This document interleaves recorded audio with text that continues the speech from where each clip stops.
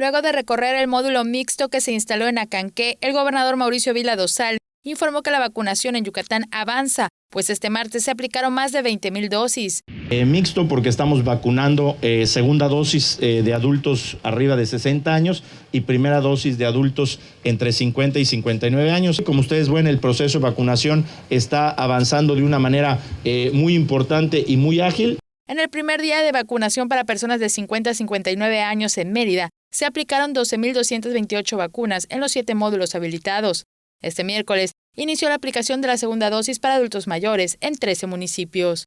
El 100% de los paramédicos de la Cruz Roja, de la Secretaría de Salud y de la Secretaría de Seguridad Pública ya fueron vacunados. Con imágenes de Juan Velázquez, Maribel Vega, Teleyucatán te informa. Teleyucatán te informa.